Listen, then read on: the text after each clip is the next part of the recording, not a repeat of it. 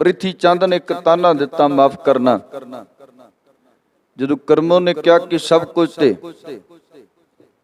ਤੇਰਾ ਛੋਟਾ ਭਰਾ ਲੈ ਗਿਆ, ਗੱਦੀ ਉਹਦੇ ਕੋਲ ਹੈ, ਤਖਤ ਉਹਦੇ ਕੋਲ ਹੈ, ਤਾਜ ਉਹਦੇ ਕੋਲ ਹੈ, ਤੇਰੇ ਪਾਸ ਕੀ ਹੈ? ਤੇ ਪ੍ਰਿਥੀ ਚੰਦ ਕਹਿੰਦਾ ਹੈ ਕਿ ਜੋ ਮੇਰੇ ਕੋਲ ਹੈ ਉਹ ਉਹਨਾਂ ਕੋਲ ਨਹੀਂ। ਘਰ ਵਾਲੀ ਕਹਿੰਦੀ ਕੀ ਮਤਲਬ?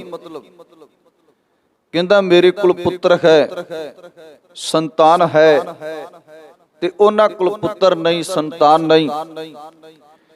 ਇਸ ਲਈ ਆਉਣ ਵਾਲੇ ਸਮੇਂ ਦੇ ਅੰਦਰ ਇਸ ਗੁਰਤਾ ਗੱਦੀ ਦਾ ਵਾਰਸ ਤੇ ਸਾਡਾ ਪੁੱਤਰ ਮਿਹਰਬਾਨ ਹੀ ਬਣੇ। ਮਿਹਰਬਾਨ ਜਿਹੜਾ ਉਹ ਗੱਦੀ ਦਾ ਵਾਰਸ ਬਣੇਗਾ, ਕਿਉਂਕਿ ਉਹਨਾਂ ਕੋਲ ਔਲਾਦ ਨਹੀਂ, ਉਹ ਬਾਂਝ ਹੈ। ਇਸ ਕਰਕੇ ਸਤਿਗੁਰਾਂ ਨੂੰ ਜਦੋਂ ਤਾਨਾ ਮਾਰਿਆ ਨਾ, ਉੱਥੇ ਘਰ 'ਚ ਕੰਮ ਕਰਨ ਵਾਲੀ ਨੇ ਜਾ ਕੇ ਮਾਤ ਗੰਗਾ ਜੀ ਨੂੰ ਇਹ ਦੱਸਿਆ ਸਭ ਕੁਝ ਕਿ ਆਪ ਜੀ ਲਈ ਬਾਂਝ ਸ਼ਬਦ ਵਰਤਿਆ ਗਿਆ। ਆਪ ਜੀ ਨੂੰ ਤਾਨਾ ਦਿੱਤਾ ਕਿ ਇਹ ਪੁੱਤਰ ਨਹੀਂ ਪੈਦਾ ਕਰ ਸਕਦੇ। ਇਸ ਕਰਕੇ ਗੁਰਤਾ ਗੱਦੀ ਦਾ ਅਗਲਾ ਵਾਰਸ ਮੇਰਾ ਪੁੱਤਰ ਮਿਹਰਬਾਨ ਬਣੇ। ਮਾਤ ਗੰਗਾ ਜੀ ਨੇ ਸਤਿਗੁਰਾਂ ਦੇ ਸਨਮੁਖ ਹੋ ਕੇ ਅਰਦਾਸ ਕੀਤੀ, ਬੇਨਤੀ ਕੀਤੀ ਕਿ ਕਿਰਪਾ ਕਰੋ, ਲੋਕਾਂ ਨੂੰ ਦੁੱਧ ਤੇ ਪੁੱਤ ਦੇਣ ਵਾਲਿਆ, ਕਿਰਪਾ ਕਰ ਸਾਡੇ ਘਰ ਦੇ ਅੰਦਰ ਵੀ ਸੰਤਾਨ ਪੈਦਾ ਹੋ। ਗੁਰੂ ਅਰਜਨ ਦੇਵ ਪਾਤਸ਼ਾਹ ਜੀ ਵਡਿਆਈ ਆਪਣੇ ਸਿੱਖ ਨੂੰ ਦਿਵਾਉਣਾ ਚਾਹੁੰਦੇ, ਤੇ ਸਭ ਸੱਚੇ ਪਾਤਸ਼ਾਹ ਜੀ, ਕਿਉਂਕਿ ਤਕਰੀਬਨ ਇਤਿਹਾਸਕਾਰਾਂ ਨੇ ਇਹੀ ਗੱਲ ਲਿਖੀ ਕਿ ਮਾਤ ਗੰਗਾ ਜੀ ਨੂੰ ਧੰਨ ਗੁਰੂ ਅਰਜਨ ਦੇਵ ਮਹਾਰਾਜ ਜੀ ਨੇ ਕਿਹਾ ਸੀ ਵੀ ਜਾਓ ਬਾਬਾ ਬੁੱਢਾ ਸਾਹਿਬ ਪਾਸ। ਉਹਨਾਂ ਤੋਂ ਜਾ ਕੇ ਉਹ ਗੁਰੂ ਘਰ ਦੇ ਗ੍ਰੰਥੀ ਨੇ, ਵਜ਼ੀਰ ਨੇ, ਉਹਨਾਂ ਤੋਂ ਜਾ ਕੇ ਅਰਦਾਸ ਬੇਨਤੀ ਕਰਾਓ, ਮਾਲਕ ਜ਼ਰੂਰ ਸੁਣੇਗਾ। ਤੇ ਜਿਸ ਦਿਨ ਮਾਤ ਗੰਗਾ ਜੀ ਗਏ ਨਾ, ਬਾਬਾ ਬੁੱਢਾ ਜੀ ਵਿਸ਼ਰਾਮ ਕਰਦੇ ਸੀ। ਕਹਿੰਦੇ ਘੋੜਿਆਂ ਦੀਆਂ ਟਾਬਾਂ ਦੀ ਆਵਾਜ਼ਾਂ ਸੁਣੀਆਂ, ਸਿੱਖ ਆ ਰਹੇ ਨੇ, ਤੇ ਉੱਠ ਕੇ ਬੈਠ ਗਏ। ਤੇ ਮਾਤ ਗੰਗਾ ਜੀ ਨੂੰ ਪੁੱਛਿਆ ਕਿ ਗੁਰੂ ਕਿਆਂ ਨੂੰ ਅੱਜ ਕਿਵੇਂ ਭਾਜਣਾ ਪੈ ਗਈ? ਤੇ ਮਾਤ ਗੰਗਾ ਜੀ ਕਹਿੰਦੇ ਕਿ ਗੁਰੂ ਅਰਜਨ ਦੇਵ ਪਾਤਸ਼ਾਹ ਜੀ ਨੇ ਆਪ ਜੀ ਪਾਸ ਭੇਜਿਆ, ਕਿਰਪਾ ਕਰੋ, ਅਰਦਾਸ ਬੇਨਤੀ ਜ਼ੁਦੜੀ ਕਰੋ ਕਿ ਸਾਡੇ ਘਰ ਦੇ ਅੰਦਰ ਵੀ ਔਲਾਦ ਪੈਦਾ ਹੋ। ਬਾਬਾ ਬੁੱਢਾ ਜੀ ਕਹਿੰਦੇ ਸਭ ਵਡਿਆਈਆਂ ਗੁਰੂ ਅਰਜਨ ਦੇਵ ਪਾਤਸ਼ਾਹ ਜੀ ਦੀਆਂ ਨੇ, ਉਹ ਸਭ ਕੁਝ ਦੇਣ ਵਾਲੇ ਆ। ਮੈਨੂੰ ਤੇ ਜ਼ਰੀਆ ਬਣਾਇਆ, ਕਰਨ ਕਰਾਉਣ ਵਾਲਾ ਮੇਰਾ ਸਤਿਗੁਰੂ ਧੰਨ ਗੁਰੂ ਅਰਜਨ ਦੇਵ ਪਾਤਸ਼ਾਹ ਜੀ। ਮੈਂ ਅਰਦਾਸ ਕਰ ਸਕਦਾ, ਪਰ ਅਰਦਾਸ ਵੀ ਤੇ ਉਹਦੇ ਘਰ ਦੇ ਅੰਦਰ ਪ੍ਰਵਾਨ ਕੋਣੀ ਹੈ। ਬਾਬਾ ਬੁੱਢਾ ਜੀ ਨੇ ਫਿਰ ਉੱਥੇ ਕਹਿੰਦੇ ਕਨ ਇਹ ਬਚਨ ਕੀਤਾ ਜੋ ਇਤਿਹਾਸਿਕ ਬਚਨ ਕਾ ਤੁਮਰੇ ਗ੍ਰਹਿ ਪ੍ਰਗਟੇਗਾ ਜੋਧਾ। ਕਹਿੰਦੇ ਤੁਹਾਡੇ ਘਰ ਦੇ ਅੰਦਰ ਜੋਧਾ ਪੈਦਾ ਹੋਏਗਾ, ਤੁਹਾਡੇ ਘਰ ਦੇ ਅੰਦਰ ਮਾਂ ਬਲੀ ਜੋਧਾ ਪੈਦਾ ਹੋਏਗਾ। ਸਮਾਂ ਗੁਜ਼ਰਿਆ, ਉਹ ਸਮਾਂ ਆ ਗਿਆ 1595 ਈਸਵੀ ਦੇ ਅੰਦਰ। ਮਾਤ ਗੰਗਾ ਜੀ ਦੀ ਕੁੱਖ ਤੋਂ ਇਸ ਖੂਨਹਾਰ ਵੱਡ ਯੋਧੇ ਪਰ ਉਪਕਾਰੀ ਨੇ ਜਨਮ ਲਿਆ। 1595 ਈਸਵੀ ਜਨਮ ਲਿਆ। ਹੋਰ ਕੋਈ ਵੀ ਘਟਨਾ ਕਿਸੇ ਰਹਿਬਰ ਨਾਲ ਇਦਾਂ ਦੀ ਨਹੀਂ ਜੁੜਦੀ ਕਿ ਜਿਹਨੂੰ ਬਚਪਨ ਦੇ ਅੰਦਰ ਹੀ ਜ਼ਹਿਰ ਦੇ ਕੇ ਮਾਰਨ ਦੀ ਕੋਸ਼ਿਸ਼ ਕੀਤੀ ਗਈ ਹੈ। ਜਿਹਨੂੰ ਬਚਪਨ ਦੇ ਅੰਦਰ ਜਿਹੜਾ ਕਿ ਮਾਰਨ ਦੀਆਂ ਸਾਜ਼ਿਸ਼ਾਂ ਰਚੀਆਂ ਗਈਆਂ ਕੋ। ਕਿਉਂਕਿ ਜਦੋਂ ਸ਼ਰੀਕਿਆਂ ਨੂੰ ਪਤਾ ਲੱਗਾ, ਸ਼ਰੀਕੇ ਵਾਲਿਆਂ ਨੂੰ ਪਤਾ ਲੱਗਾ ਕਿ ਅਸੀਂ ਸੋਚਿਆ ਸੀ ਇਹਨਾਂ ਦੇ ਘਰ ਦੇ ਅੰਦਰ ਪੁੱਤਰ ਨਹੀਂ ਤੇ ਸਾਡੀ ਸੰਤਾਨ ਮਿਹਰਬਾਨ ਗੱਦੀ ਦਾ ਵਾਰਸ ਬਣੂਗਾ, ਪਰ ਅੱਜ ਕਰਤਾਰ ਨੇ ਸੁਣ ਲਈ। ਤੇ ਮਾਨੋ ਇਹ ਸ਼ਬਦ ਜਿਹੜਾ ਕਿ ਸਤਿਗੁਰਾਂ ਨੇ ਸ਼ੁਕਰਾਨੇ ਵਿੱਚ ਉਚਾਰਨ ਕੀਤਾ ਵੀ ਸਤਿਗੁਰ ਸਾਚੈ ਦੀਆ ਭੇਜ, ਚਿਰ ਜੀਵਨ ਉਪਜਿਆ ਸੰਜੋਗ, ਉਧਰਾ ਮੈਂ ਆਏ ਕੀਆ ਨਿਵਾਸ, ਮਾਤਾ ਕੇ ਮਨ ਬਹੁਤ ਵਿਗਾਸ, ਜੰਮਿਆ ਪੂਤ ਭਗਤ ਗੋਬਿੰਦ ਕਾ, ਪ੍ਰਗਟਿਆ ਸਾਮੈ ਲਿਖਿਆ ਤੁਰਤਾ। ਗੁਰੂ ਅਰਜਨ ਦੇਵ ਪਾਤਸ਼ਾਹ ਜੀ ਨੇ ਮਾਲਕ ਦੇ ਸ਼ੁਕਰਾਨੇ ਵਜੋਂ ਇਹ ਪਾਵਨ ਸ਼ਬਦ ਉਚਾਰਨ ਕੀਤਾ। ਸਾਹਿਬਾਂ ਦਾ ਸ਼ੁਕਰੀਆ ਅਦਾ ਕੀਤਾ। ਗੁੱਜੀ ਛੰਨੀ ਨਾ ਕੀ ਦਾਤ, ਗੁੱਜੀ ਛੰਨੀ ਨਾ ਕੀ ਬਾਤ, ਗੁਰੂ ਨਾਨਕ ਤੁਠਾ ਕੀਨੀ ਦਾਤ। ਕਿ ਗੁਰੂ ਨਾਨਕ ਸਾਹਿਬ ਸੱਚੇ ਪਾਤਸ਼ਾਹ ਜੀ ਨੇ ਕਿਰਪਾ ਕੀਤੀ ਹੈ, ਆਪਣੇ ਸੇਵਕ ਦੇ ਉੱਪਰ ਤਰੁੱਟ ਕੇ ਇਹ ਪੁੱਤਰ ਦੀ ਦਾਤ ਬਖਸ਼ੀ ਤੇ ਮਾਲਕ ਦਾ ਸ਼ੁਕਰਾਨਾ ਕੀਤਾ, ਕਰਤਾਰ ਦਾ ਸ਼ੁਕਰਾਨਾ ਕੀਤਾ। ਕਹਿੰਦੇ ਕਰ ਪਹਿਲੇ ਦਿਨ ਕੀ ਸਾਜ਼ਿਸ਼ਾਂ ਰਚੀਆਂ ਪ੍ਰਿਥੀ ਚੰਦ ਨੇ ਸ਼ੁਰੂ ਕਰ ਦਿੱਤੀਆਂ। ਸਭ ਤੋਂ ਪਹਿਲਾਂ ਇੱਕ ਦਾਈ ਨੂੰ ਅਸਤਨਾ ਤੇ ਜ਼ਹਿਰ ਲਾ ਕੇ ਭੇਜਿਆ ਕਿ ਜਾਓ, ਹਰਗੋਬਿੰਦ ਛੋਟਾ ਬਾਲਕ ਹੈ, ਬੱਚਾ ਹੈ, ਉਹਨੂੰ ਦੁੱਧ ਪਿਆਉਣਾ ਤੇ ਉਹਦੀ ਮੌਤ ਹੋ ਜਾਏ। ਕਰਤਾਰ ਨੂੰ ਕੁਝ ਹੋਰ ਮਨਜ਼ੂਰ ਸੀ। ਉਹ ਆਈ ਸਫ਼ਰ ਕਰਕੇ, ਉਹ ਜਿਹੜਾ ਜ਼ਹਿਰ ਅਸਤਨਾ ਨੂੰ ਲਾਇਆ ਸੀ ਉਹੀ ਜ਼ਹਿਰ ਉਹਨੂੰ ਚੜ ਗਿਆ ਤੇ ਉੱਥੇ ਤੱਕ ਪਹੁੰਚਦੀ ਦੀ ਮੌਤ ਹੋ ਗਈ। ਉਹ ਦੁੱਧ ਨਾ ਪਿਆ ਸਕੀ, ਮੌਤ ਹੋ ਗਈ। ਸਵਾਲ ਚੱਲਦੇ ਸਨ। ਪੁੱਛਿਆ ਗੁਰੂ ਅਰਜਨ ਦੇਵ ਪਾਤਸ਼ਾਹ ਨੇ, ਕੌਣ ਹੈ, ਕਿੱਥੋਂ ਆਈ, ਕੀ ਕਾਰਨ? ਤੇ ਉਹਨੇ ਦੱਸ ਦਿੱਤਾ ਵੀ ਤੁਹਾਡੇ ਭਰਾਤਾ ਪ੍ਰਿਥੀ ਚੰਦ ਨੇ ਮੈਨੂੰ ਬੜੇ ਪੈਸੇ ਦਿੱਤੇ ਇਸ ਬੱਚੇ ਨੂੰ ਮਾਰਨ ਦੇ। ਅਸਤਨਾ ਨੂੰ ਜ਼ਹਿਰ ਲਾ ਕੇ ਆਈ ਸਾਂ, ਪਰ ਇਹ ਜ਼ਹਿਰ ਮੇਰੀ ਹੀ ਮੌਤ ਦਾ ਕਾਰਨ ਬਣਾ। ਦੂਜੀ ਵਾਰ ਜ਼ਹਿਰੀਲਾ ਸੱਪ ਸਪੇਰੇ ਨੂੰ ਕਿਹਾ ਗਿਆ ਛੱਡਿਆ ਜਾਵੇ। ਜ਼ਹਿਰੀਲਾ ਸੱਪ ਜਿਹੜਾ ਗੁਰੂ ਹਰਗੋਬਿੰਦ ਪਾਤਸ਼ਾਹ ਦੇ ਅੱਗੇ ਛੱਡ ਦਿੱਤਾ ਗਿਆ। ਬਚਪਨ ਚ ਬੱਚੇ ਨੂੰ ਨਹੀਂ ਪਤਾ ਹੁੰਦਾ ਇਹ ਰੱਸੀ ਕਹਿ ਕੇ ਸੱਪ ਹੈ। ਇਸ ਕਰਕੇ ਗੁਰੂ ਹਰਗੋਬਿੰਦ ਪਾਤਸ਼ਾਹ ਜੀ ਉਹਦੇ ਨਾਲ ਖੇਡਣ ਲੱਗੇ। ਉਹਦੀ ਸਿਰੀ ਤੋਂ ਘੁੱਟ ਕੇ ਦੋਵੇਂ ਉਂਗਲਾਂ ਨਾਲ ਇਸ ਤਰੀਕੇ ਨਾਲ ਪਕੜਿਆ ਜ਼ੋਰ ਦੀ ਕਿ ਉਹ ਜਿਹੜਾ ਜ਼ਹਿਰੀਲਾ ਸੱਪ ਸੀ ਉੱਥੇ ਹੀ ਮਰ ਗਿਆ। ਇਹ ਵੀ ਘਟਨਾ ਵੇਖੀ ਮਾਤ ਗੰਗਾ ਤੇ ਗੁਰੂ ਅਰਜਨ ਦੇਵ ਪਾਤਸ਼ਾਹ ਨੇ। ਉਹ ਜਿਹੜਾ ਛੱਡਣ ਵਾਲਾ ਸੀ ਉਹ ਫੜਿਆ ਗਿਆ। ਉਹਨੂੰ ਪੁੱਛਿਆ ਗਿਆ, ਉਹਨੇ ਦੱਸਿਆ ਤੁਹਾਡੇ ਭਰਾਤਾ ਨੇ ਪੈਸੇ ਦੇ ਕੇ ਮੈਨੂੰ ਭੇਜਿਆ ਸੀ ਕਿ ਜ਼ਹਿਰੀਲਾ ਸੱਪ ਛੱਡ ਦਿੱਤਾ ਜਾਵੇ ਤੇ ਇਹਦੀ ਮੌਤ ਹੋ ਜਾਏਗੀ। ਸਾਜ਼ਿਸ਼ਾਂ ਬਾਅਦ ਦੇ ਵਿੱਚ ਤੀਜੀ ਘਟਨਾ ਗੁਰੂ ਹਰਗੋਬਿੰਦ ਪਾਤਸ਼ਾਹ ਜੀ ਮਾਰਨ ਦੀ ਸਾਜ਼ਿਸ਼ ਰਚੀ ਗਈ ਵੀ ਖਿਡਾਵੇ ਨੂੰ ਕਿਆ ਖਰੀਦਿਆ ਗਿਆ। ਉਹਨੂੰ ਪੈਸੇ ਦਿੱਤੇ ਵੀ ਤੂੰ ਖਿਡਾਨਾ ਹੈ, ਰੋਟੀ ਪਾਣੀ ਖਵਾਨਾ ਹੈ ਤੇ ਦਹੀਂ ਵਿੱਚ ਜ਼ਹਿਰ ਮਿਲਾ ਕੇ ਇਸ ਬੱਚੇ ਨੂੰ ਦੇ ਦੇ।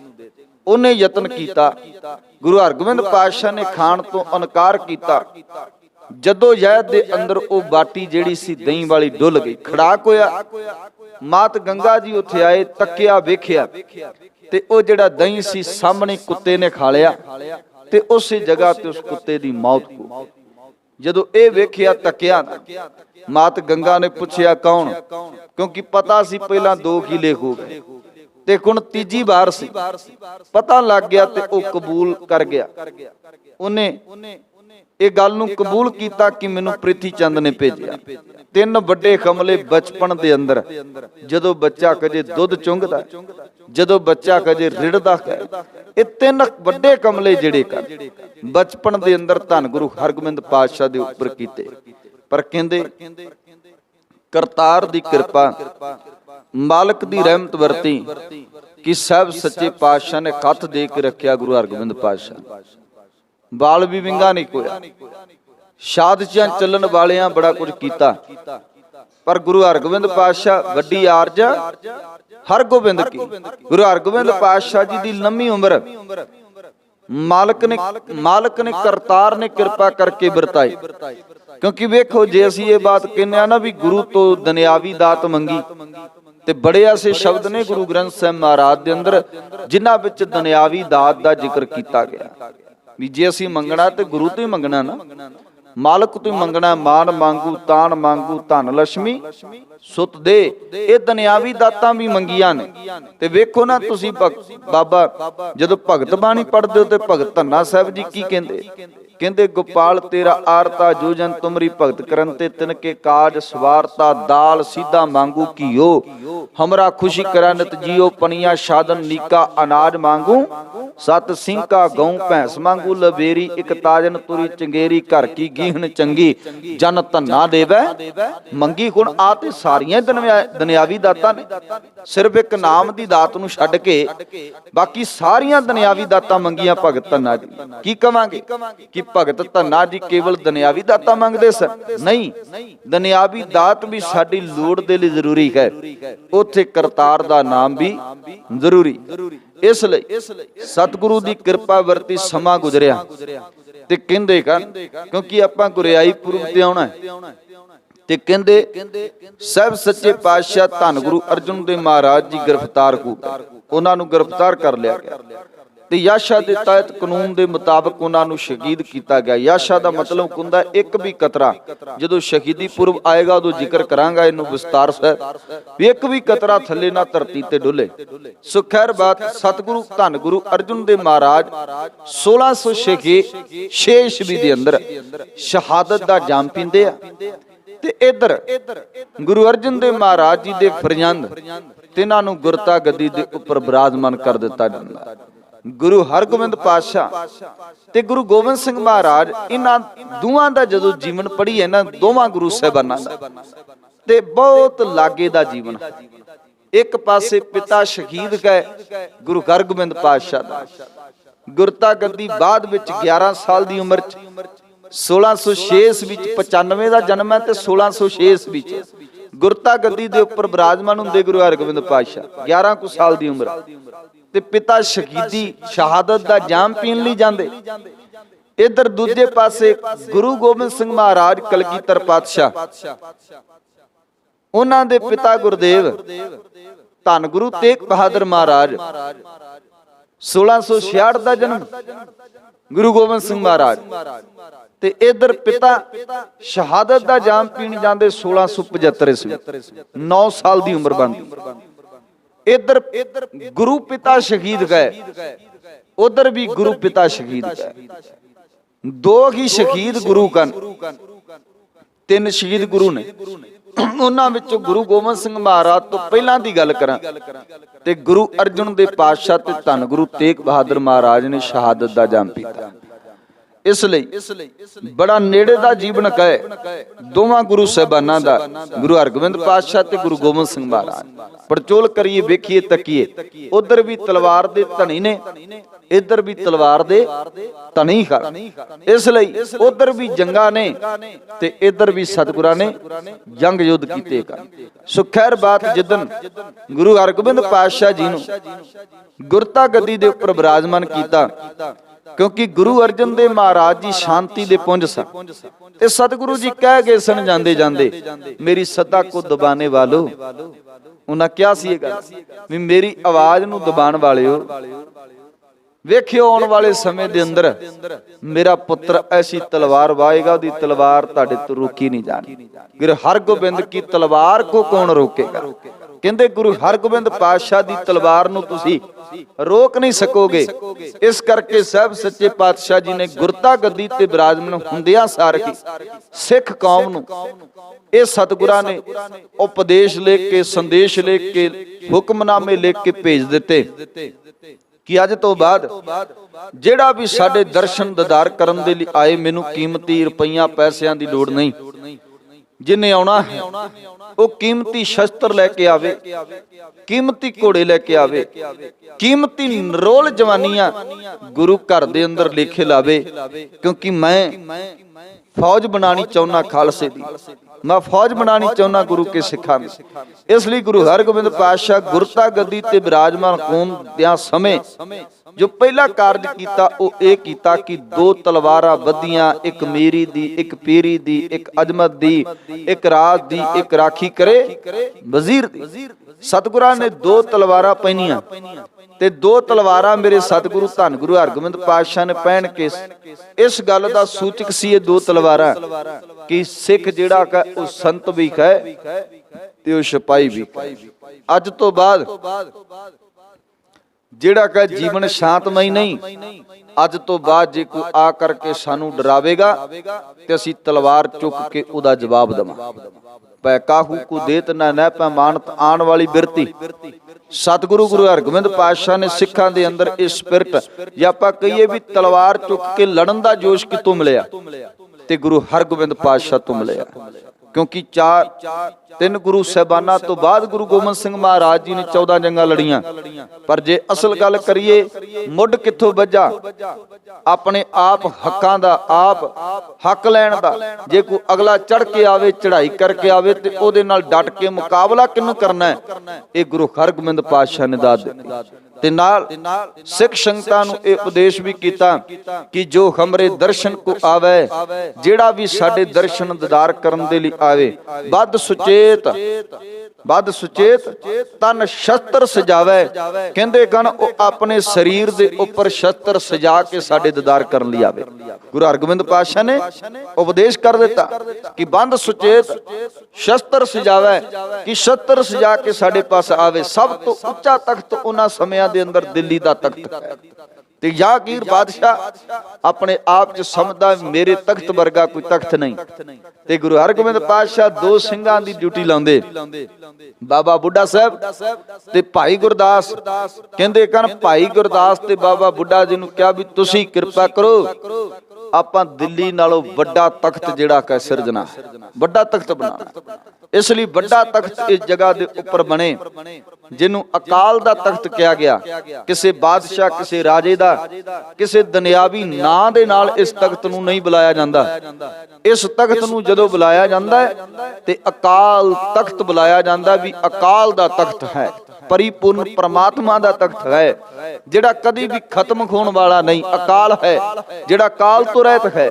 ਉਹ ਤਖਤ ਗੁਰੂ ਹਰਗੋਬਿੰਦ ਪਾਤਸ਼ਾਹ ਨੇ ਦਿੱਲੀ ਦੇ ਤਖਤ ਨਾਲੋਂ ਕਹਿੰਦੇ ਹਨ ਉੱਚਾ ਤੇ ਵੱਡਾ ਤਖਤ ਜਿਹੜਾ ਸੀ ਸਾਜਿਆ ਅੰਮ੍ਰਿਤਸਰ ਦੀ ਧਰਤੀ ਦੇ ਉੱਪਰ।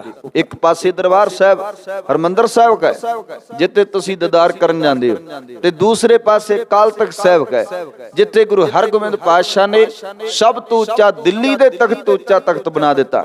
ਕਿਉਂਕਿ ਮਨਾਹੀ ਸੀ ਕਿ ਕੋਈ ਵੀ ਹਥਿਆਰ ਨਹੀਂ ਰੱਖ ਸਕਦਾ। ਤੇ ਮੇਰੇ ਸਤਿਗੁਰਾਂ ਨੇ ਪਹਿਲਾਂ 2 ਤਲਵਾਰਾਂ ਬੰਦੀਆਂ ਤੇ ਫਿਰ ਮੇਰੇ ਸਤਿਗੁਰਾਂ ਨੇ ਦਿੱਲੀ ਦੇ ਤਖਤ ਨਾਲੋਂ ਵੱਡਾ ਤਖਤ ਬਣਾ ਦਿੱਤਾ। ਫਿਰ ਜਿਹੜੀ ਪੱਗ ਹੈ ਉਹ ਕੱਲਾ ਜਹਾਂਗੀਰ ਬਣਦਾ ਹੈ। ਮੇਰੇ ਸਤਿਗੁਰਾਂ ਨੇ ਐਸੀ ਸੋਹਣੀ ਦਸਤਾਰ ਸਜਾਈ ਤੇ ਨਾਲ ਆਪਣੇ ਸੀਸ ਤੇ ਕਲਗੀ ਵੀ ਸਜਾਈ, ਕਿਉਂਕਿ ਇਹ ਬਾਦਸ਼ਾਹ ਸਜਾ ਸਕਦੇ ਸਨ, ਆਮ ਬੰਦਾ ਨਹੀਂ, ਹੋਰ ਕੋਈ ਨਹੀਂ। ਤੇ ਗੁਰੂ ਹਰਗੋਬਿੰਦ ਪਾਤਸ਼ਾਹ ਨੇ ਆਪਣੇ ਸੀਸ ਤੇ ਕਲਗੀ ਸਜਾਈ, ਤਾਂ ਕਰਕੇ ਫਿਰ ਢਾਡੀ ਵਾਰਾਂ ਗਾਉਣ ਵਾਲਿਆਂ ਨੇ, ਕਿਉਂਕਿ ਇਹ ਵੀ ਗੱਲ ਦੀ ਮਨਾਹੀ ਸੀ ਵੀ ਕੋਈ ਰਾਗ ਵੀ ਨਹੀਂ ਗਾ ਸਕਦਾ। ਤੇ ਗੁਰੂ ਹਰਗੋਬਿੰਦ ਪਾਤਸ਼ਾਹ ਜੀ ਕਹਿੰਦੇ ਤੁਸੀਂ ਰਾਗ ਦੀ ਗੱਲ ਕਰਦੇ ਹੋ, ਮੈਂ ਆਪਣੇ ਦਰਬਾਰ ਦੇ ਅੰਦਰ ਐਸੇ ਢਾਡੀਆਂ ਨੂੰ ਬੁਲਾ ਕਰਕੇ ਉਹਨਾਂ ਯੋਧਿਆਂ ਦੀਆਂ ਵਾਰਾਂ ਗਵਾਵਾਂਗਾ ਜਿਹਦੇ ਸਦਕਾ ਮਰ ਚੁੱਕੀ ਕੌਮ ਦੇ ਅੰਦਰ ਜੋਸ਼ ਭਰੇਗਾ, ਸੁੱਕ ਚੁੱਕਾ ਚਿੱਟਾ ਚੁੱਕਾ ਖੂਨ ਦਰਬਾਰ ਤੋਂ ਰਗਾਂ ਵਿੱਚ ਚੱਲਣ ਲੱਗ ਜਾਏਗਾ। ਇਸ ਲਈ ਪਹਿਲੇ 2 ਢਾਡੀ ਦਰਬਾਰ ਦੇ ਜਿਹੜੇ ਆਏ ਉਹ ਇਤਿਹਾਸਕਾਰ ਜ਼ਿਕਰ ਕਰਦੇ ਨੱਥਾ ਤੇ ਅਬਦੁੱਲਾ। ਨੱਥਾ ਤੇ ਅਬਦੁੱਲਾ ਇਹ ਆਏ ਜਦੋਂ ਇਹਨਾਂ ਨੇ ਫਿਰ ਸਤਿਗੁਰੂ ਦੀ ਸ਼ਾਨੇ ਸ਼ੌਕਤ ਵਿੱਚ ਇਹ ਵਾਰ ਗਾਈ ਤੇ ਨਾਲ ਇਹ ਗੱਲ ਸਤਿਗੁਰਾਂ ਨੂੰ ਕਹੀ, ਕਹਿੰਦੇ ਪੱਗ ਤੇਰੀ ਕੀ ਜਹਾਂਗੀਰ ਦੀ ਹੈ ਮਾਲਕਾ, ਜਹਾਂਗੀਰ ਤੇਰੀ ਪੱਗ ਦੀ ਕੀ ਰੀਸ ਕਰ ਸਕਦਾ, ਉਹਦੀ ਪੱਗ ਤੇਰੀ ਪੱਗ ਦੇ ਅੱਗੇ ਤੇ ਕੁਝ ਵੀ ਨਹੀਂ। ਹੁਣ ਇਹ ਜਿਹੜੀਆਂ ਖਬਰਾਂ ਸਨ ਜਹਾਂਗੀਰ ਦਿੱਲੀ ਦਰਬਾਰ ਤੱਕ ਪਹੁੰਚ ਗਈਆਂ ਕਿ ਗੁਰੂ ਹਰਗੋਬਿੰਦ ਪਾਤਸ਼ਾਹ ਗੁਰੂ ਅਰਜਨ ਦੇਵ ਮਹਾਰਾਜ ਜਿਨ੍ਹਾਂ ਦੇ ਪਿਤਾ ਨੂੰ ਤੁਸੀਂ ਕੋਹ ਕੇ ਸ਼ਹੀਦ ਕੀਤਾ ਹੈ, ਉਹਦਾ ਜਿਹੜਾ ਸਪੂਤ ਹੈ ਸੁਪੁੱਤਰ ਹੈ, ਉਹਨੇ ਜੋ ਰੋਕਾਂ ਤੁਸੀਂ ਲਾਈਆਂ ਉਹਨੇ ਇੱਕ ਵੀ ਰੋਕ ਦਾ ਸਮਰਥਨ ਨਹੀਂ ਕੀਤਾ, ਇੱਕ ਵੀ ਰੋਕ ਨੂੰ ਮੰਨਿਆ ਨਹੀਂ, ਸਗੋਂ ਉਹਨੇ ਉਲਟ ਕੰਮ ਕੀਤਾ ਹੈ। ਤੁਸੀਂ ਕਿਹਾ ਕੋਈ ਸ਼ਸਤਰ ਨਹੀਂ ਰੱਖ ਸਕਦਾ, ਉਹਨੇ 2 ਤਲਵਾਰਾਂ ਜਿਹੜੀਆਂ ਕਨ ਬੰਨ ਲਈਆਂ। ਤੁਸੀਂ ਕਿਹਾ ਕੋਈ ਤਖਤ ਨਹੀਂ ਬਣਾ ਸਕਦਾ, ਉਹਨੇ ਤੁਹਾਡੇ ਦਿੱਲੀ ਦੇ ਤਖਤ ਨਾਲੋਂ ਵੀ ਵੱਡਾ ਤਖਤ ਸਿਰਜਿਆ, ਵੱਡਾ ਤਖਤ ਸਿਰਜਿਆ।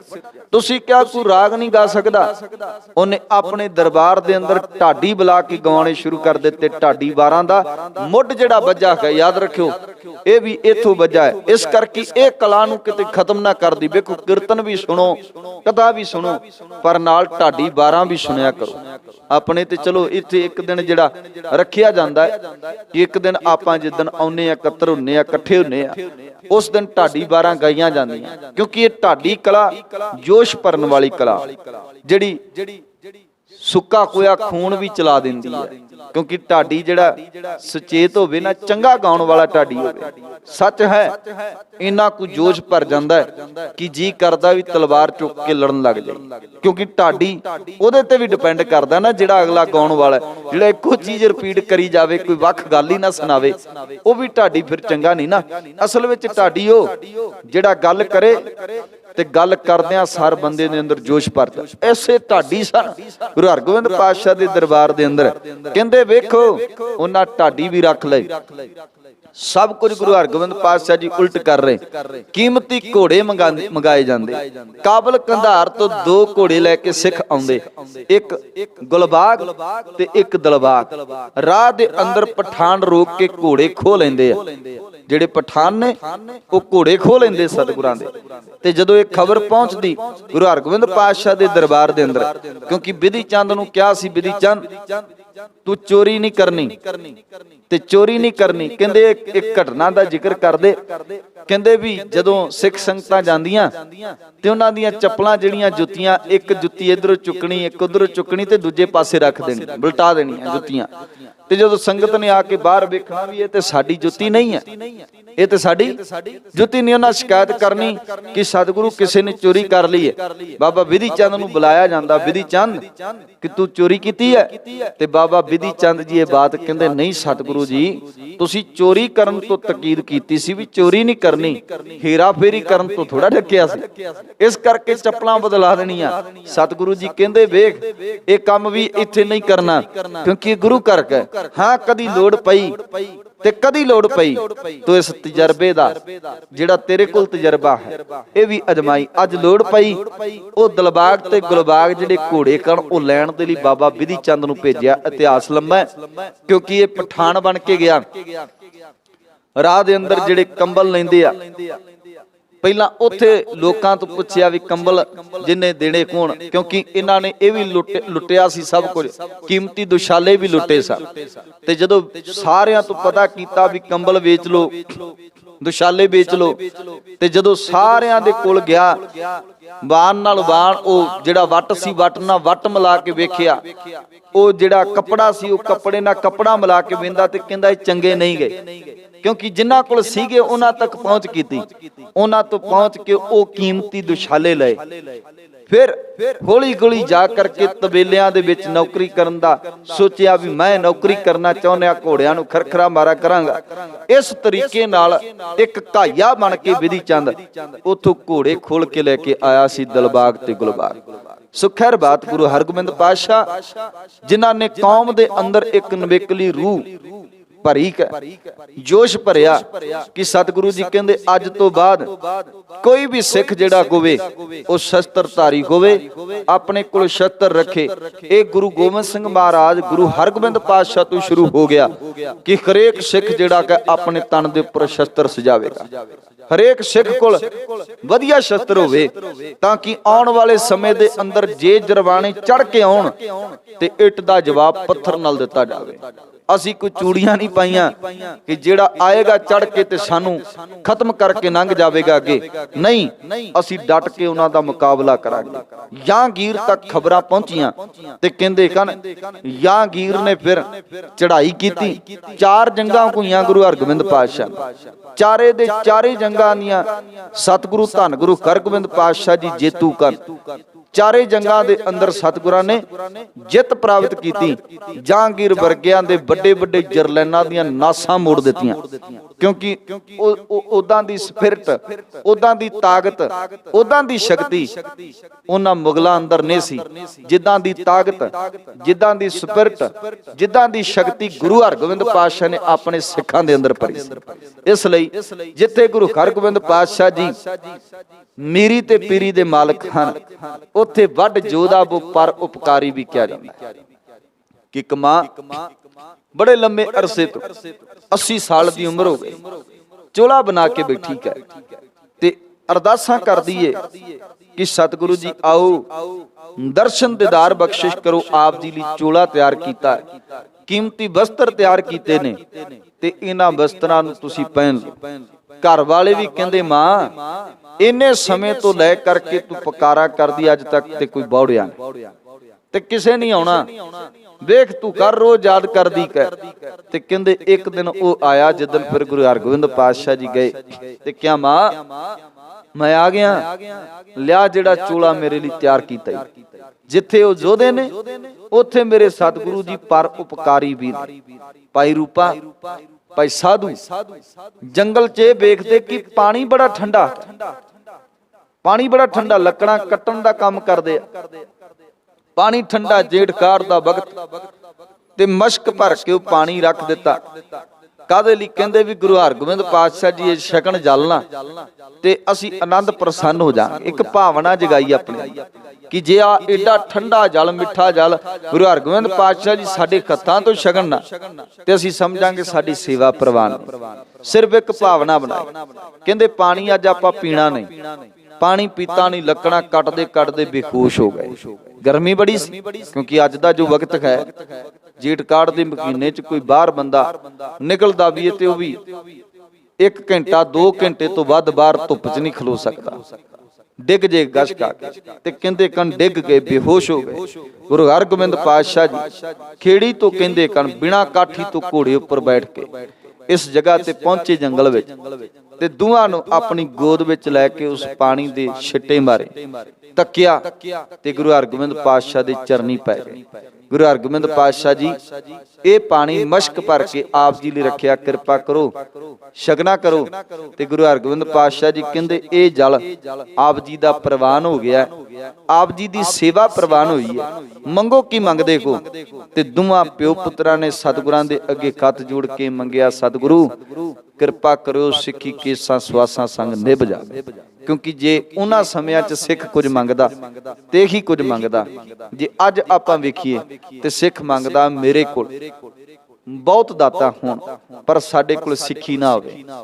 ਸਿੱਖੀ ਨਹੀਂ ਮੰਗਦੇ ਅਸੀਂ ਮੰਗਦੇ ਹਾਂ ਦਾਤਾ ਹੋਣ, ਬੱਚੇ ਬਾਹਰ ਚਲ ਜਾਣ, ਵੱਡੀਆਂ ਕੋਠੀਆਂ ਵੱਡੀਆਂ ਕਾਰਾਂ ਹੋਣ, ਬੜਾ ਕੁਝ ਵੱਡਾ ਵੱਡਾ ਹੋਵੇ ਸਾਡੇ, ਪਰ ਸਿੱਖੀ ਨਾ ਹੋਵੇ ਸਿਰਾਂ ਤੇ, ਕੇਸ ਨਾ ਕੋਣ, ਗਲਾਂ 'ਚ ਸ਼ਸਤਰ ਨਾ ਕੋਣ। ਪਰ ਉਹਨਾਂ ਸਮਿਆਂ 'ਚ ਇਹੀ ਮੰਗਿਆ ਜਾਂਦਾ। ਤੇ ਗੁਰੂ ਹਰਗੋਬਿੰਦ ਪਾਤਸ਼ਾਹ ਵੀ ਤਾਕੀਦ ਕੀਤੀ ਵੀ ਜਿਨ੍ਹਾਂ ਦੇ ਘਰ ਦੇ ਅੰਦਰ 4 ਪੁੱਤਰ ਨੇ ਉਹ 1 ਪੁੱਤਰ ਕੌਮ ਦੇ ਲੇਖੇ ਲਾਵੇ। ਤਾਂ ਕਰਕੇ ਉਸ ਸਮੇਂ ਤੋਂ ਪਿਰਤ ਪੈਣੀ ਸ਼ੁਰੂ ਹੋਈ ਸੀ।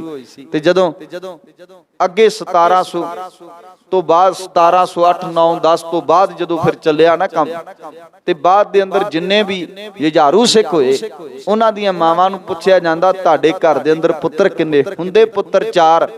ਤੇ ਜੇ 2 ਪੁੱਤਰ ਕੌਮ ਦੇ ਲੇਖੇ ਲੱਗਣ ਲਈ ਛੱਡ ਦਿੱਤੇ ਜਾਂਦੇ ਸਿੱਖ ਸੈਨਾ 'ਚ, ਤੇ ਮਾਂ ਕਹਿੰਦੀ ਮੇਰੇ ਘਰ ਦੇ ਅੰਦਰ 2 ਪੁੱਤਰ ਹੀ ਨੇ। ਜੇ 2 ਪੁੱਤਰ ਹੁੰਦੇ ਤੇ 1 ਪੁੱਤਰ ਕੌਮ ਦੇ ਲੇਖੇ ਲੱਗਣ ਲਈ ਛੱਡ ਦਿੱਤਾ ਜਾਂਦਾ। ਤੇ ਮਾਂ ਨੂੰ ਪੁੱਛਿਆ ਜਾਂਦਾ ਤੇਰੇ ਘਰ ਦੇ ਅੰਦਰ ਪੁੱਤਰ? ਤੇ ਮਾਂ ਕਹਿੰਦੀ ਇੱਕੋ ਪੁੱਤਰ ਕਾ।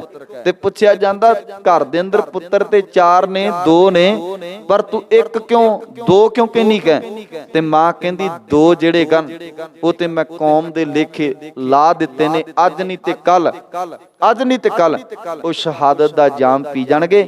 ਇਸ ਕਰਕੇ ਜਿਹੜੇ ਕੋਲ ਕਨ ਉਹ ਹੀ ਸਲਾਮਤ ਨੇ, ਬਾਕੀ ਤੇ ਮੇਰੇ ਜਿਹੜੇ 2 ਪੁੱਤਰ ਨੇ ਮੈਂ ਸਮਝਦੀ ਆ ਕਿ ਉਹ ਕੌਮ ਦੇ ਲੇਖੇ ਲੱਗ ਗਿਆ। ਜੋ ਤੋ ਪ੍ਰੇਮ ਖਿਲਨ ਕਾ ਚਾਓ ਸਿਰ ਤਰ ਤਲੀ ਗਲੀ ਮੇਰੀ ਆਓ, ਇਤ ਮਾਰਗ ਪੈਰ ਤਰੀਜਾ ਸਿਰ ਦੀਜੈ ਕਾਰ ਨਾ ਕੀਜੈ। ਉਹ ਤੇ ਸਿਰ ਦੇਣ ਦੇ ਲਈ ਚਲੇ ਗਏ ਕਨ ਗੁਰੂ ਪਾਤਸ਼ਾਹ ਦੇ ਕੋਲ। ਸਭ ਸੱਚੇ ਪਾਤਸ਼ਾਹ ਗੁਰੂ ਹਰਗੋਬਿੰਦ ਪਾਤਸ਼ਾਹ ਤਿਨਾਂ ਨੇ ਕੌਮ ਦੇ ਲਈ ਬਹੁਤ ਕੁਝ ਕੀਤਾ ਹੈ। ਇੰਨਾ ਸਮਾਂ ਨਹੀਂ ਕਿ ਕੱਲੀ ਕਦੀ ਗੱਲ ਆਪਾਂ ਬਿਆਨ ਕਰ ਸਕੀਏ। ਅਖੀਰ 5 ਪਿਆਲੇ 5 ਪੀਰ ਛਟਮ ਪੀਰ ਬੈਠਾ ਗੁਰ ਭਾਰੀ, ਅਰਜੁਨ ਕਾਇਆ ਪਲਟ ਕੈ ਮੂਰਤ ਹਰ ਗੋਬਿੰਦ ਸਵਾਰੀ। ਦਲ ਭੰਜਨ ਬੜ ਸੂਰਮਾ ਬੜ ਜੋਧਾ ਬੋ ਪਰ ਉਪਕਾਰੀ। ਦਲ ਭੰਜਨ ਗੁਰ ਸੂਰਮਾ ਬੜ ਜੋਧਾ ਬੋ ਪਰ ਉਪਕਾਰੀ। ਸਭ ਸੱਚੇ ਪਾਤਸ਼ਾਹ ਜੀ ਗੁਰੂ ਹਰਗੋਬਿੰਦ ਪਾਤਸ਼ਾਹ ਚੱਲੀ ਪੀੜੀ ਸੋਢੀਆਂ ਰੂਪ ਦਿਖਾਵਣ ਬਾਰੂ ਬਾਰੀ। ਗੁਰੂ ਹਰਗੋਬਿੰਦ ਪਾਤਸ਼ਾਹ ਜੀ ਸੋਢੀ ਵੰਸ਼ ਦੀ ਪੀੜੀ ਅੱਗੇ ਤੋਰਦੇ ਕੋਏ ਗੁਰਤਾ ਗੱਦੀ ਦੇ ਉੱਪਰ ਅੱਜ ਦੇ ਦਿਨ ਬਿਰਾਜਮਾਨ ਕੋਏ। ਸੋ ਸਭ ਸੱਚੇ ਪਾਤਸ਼ਾਹ ਗੁਰੂ ਹਰਗੋਬਿੰਦ ਪਾਤਸ਼ਾਹ ਜੀ ਦੇ ਗੁਰਿਆਈ ਪੁਰਬ ਦੀਆਂ ਆਪ ਸਰਬੱਤ ਸੰਗਤਾਂ ਨੂੰ ਲੱਖ ਲੱਖ ਵਧਾਈਆਂ ਹੋਣ ਜੀ। ਗੁਰੂ ਹਰਗੋਬਿੰਦ ਪਾਤਸ਼ਾਹ ਜੀ ਦੇ ਪਾਏ ਗਏ ਪੂਰਨਿਆਂ ਤੇ ਚੱਲਣ ਦੀ ਸਾਨੂੰ ਤਾਕਤ ਸ਼ਕਤੀ ਬਖਸ਼ਿਸ਼ ਕਰਨ। ਆਪਣੇ ਚਰਨਾਂ ਕਮਲਾਂ ਦਾ ਪਿਆਰ ਕੀਮਤੀ ਸ਼ਸਤਰ ਰੱਖਣ ਦੀ ਦਾਤ ਬਖਸ਼ਿਸ਼ ਕਰਨ। ਕਿਉਂਕਿ ਸ਼ਸਤਰ ਲੈਣਾ ਤੇ ਅਲੱਗ ਗੱਲ ਹੈ, ਪਰ ਉਸ ਨੂੰ ਧਾਰਨ ਕਰਨਾ ਅਲੱਗ ਗੱਲ ਹੈ। ਸ਼ਸਤਰ ਵਿਖਾਵਾ ਨਹੀਂ ਕੋਈ, ਪਰ ਸ਼ਸਤਰ ਹੋਵੇ ਕੀਮਤੀ, ਹੋਵੇ ਵਧੀਆ ਹੋਵੇ। ਇਸ ਕਰਕੇ ਵਧੀਆ ਸ਼ਸਤਰ ਲੈਣ ਦੀ ਸਾਡੇ ਚ ਚਾਹਨਾ ਹੋਵੇ। ਇਹ ਨਾ ਹੋਵੇ ਵੀ ਦੁਕਾਨਾਂ ਤੇ ਜਾਈਏ ਤੇ ਅਸੀਂ ਕਹੀਏ ਸਾਨੂੰ ਫ੍ਰੀ ਕਕਾਰ ਮਿਲਦਾ। ਇਹ ਵੀ ਗੱਲ ਚੱਲਦੀ ਹੈ ਨਾ, ਵੀ ਅਗਲਾ ਕਹਿੰਦਾ ਜਿਹੜਾ ਆਪਣਾ ਕਕਾਰ ਹੀ ਨਹੀਂ ਖਰੀਦ ਸਕਦਾ ਉਹ ਕਾਹਦਾ ਸਿੱਖ ਹੈ। ਜਿਹੜਾ ਚੰਗਾ ਕੀਮਤੀ ਕਕਾਰ ਨਹੀਂ ਖਰੀਦ ਸਕਦਾ ਉਹ ਸਿੱਖ ਕਾਹਦਾ। ਇਸ ਕਰਕੇ ਸਾਨੂੰ ਕਕਾਰ ਫ੍ਰੀ ਮਿਲ ਜਾਣਾ, ਕਛਹਿਰੇ ਕੰਘੇ ਇਹ ਜਿਹੜੇ 5 ਕਕਾਰੀ ਵਰਦੀ ਫ੍ਰੀ ਮਿਲ ਜਾਏ ਤੇ ਤਾਂ ਅੰਮ੍ਰਿਤ ਛਕਾ। ਫਿਰ ਤੇ ਲਾਹਨਤ ਹੈ ਸਾਡੇ ਤੇ। ਅਗਲੇ ਸਿਰ ਲੈ ਕੇ ਜਾਂਦੇ ਆ, ਸਿਰਾਂ ਦੇ ਮੁੱਲ ਪਏ ਹੋਏ ਆ, ਤੇ ਸਿੱਖ ਕਹਿੰਦੇ ਸਾਡਾ ਸਿਰ ਹਾਜ਼ਰ ਹੈ ਤੇ ਅਸੀਂ ਕਕਾਰ ਨਹੀਂ ਖਰੀਦ ਸਕਦੇ। ਉਹ ਕਹਿੰਦੇ ਸਿਰ ਹਾਜ਼ਰ ਸਾਡਾ, ਵੀ ਸਿਰ ਦੇ ਕੇ ਅਸੀਂ ਸਰਦਾਰੀ ਲਈ ਆ, ਸਿਰ ਦੇ ਕੇ 5 ਕਕਾਰੀ ਵਰਦੀ ਦੇ ਧਾਰਨੀ ਹੋਏ ਆ, ਤੇ ਅਸੀਂ ਕੀ ਕਰਦੇ ਆ, ਅਸੀਂ ਕਹਿੰਦੇ ਆ ਕਕਾਰ ਵੀ ਸਾਨੂੰ ਫ੍ਰੀ ਮਿਲ ਜਾਣ। ਤੇ ਜੇ ਮੁੱਲ ਵੀ ਲਵਾਂਗੇ ਨਾ ਤੇ ਫਿਰ ਉਹ 40-50 ਰੁਪਏ ਵਾਲੀ ਕਿਰਪਾਨ ਲਵਾਂਗੇ, ਵੀ ਜਿਹੜੀ ਛੋਟੀ ਜੀ ਹੋਵੇ ਤੇ ਜਿਹੜੀ ਚੱਲੇ ਵੀ ਨਾ।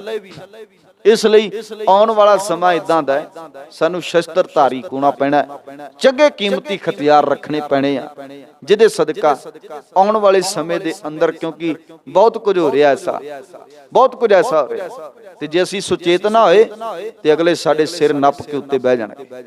ਇਸ ਲਈ ਆਪਣੇ ਗੁਰੂ ਸਾਹਿਬਾਨਾਂ ਦੇ ਫਲਸਫੇ ਨੂੰ ਯਾਦ ਰੱਖ ਕੇ ਜੋ ਨਾ ਸਾਨੂੰ ਦਿੱਤਾ ਹੈ ਉਹ ਸਾਨੂੰ ਧਾਰਨ ਕਰਨਾ ਪੈਣਾ ਹੈ। ਬੇਅੰਤ ਪ੍ਰਕਾਰ ਦੀਆਂ ਗਲਤੀਆਂ ਦੀ ਖਿਮਾ ਜੀ। ਆਪ ਗੁਰੂ ਰੂਪ ਸੰਗਤ ਸਾਹਿਬ ਸੱਚੇ ਪਾਤਸ਼ਾਹ ਧੰਨ ਗੁਰੂ ਗ੍ਰੰਥ ਸਾਹਿਬ ਮਹਾਰਾਜ ਬਖਸ਼ਣ ਜੋ ਖਾਨ ਬਖਸ਼ ਲੈਣਾ। ਅਖੀਰ ਫਤਿਹ ਦੀ ਸੰਨ ਕਰੀਏ ਬੁਲਾਓ ਫਤਿਹ। ਵਾਹਿਗੁਰੂ ਜੀ ਕਾ ਖਾਲਸਾ ਵਾਹਿਗੁਰੂ ਜੀ ਕੀ ਫਤਿਹ। ਰਾਮ ਕਲੀ ਮਹਲਾ ਤੀਜਾ। ਆਨੰਦ ਏਕ ਓੰਕਾਰ ਸਤਿਗੁਰ ਪ੍ਰਸਾਦ ਆਨੰਦ ਪਿਆ ਮੇਰੀ ਮਾਏ। ਸਤਿਗੁਰੂ ਮੈਂ ਪਾਇਆ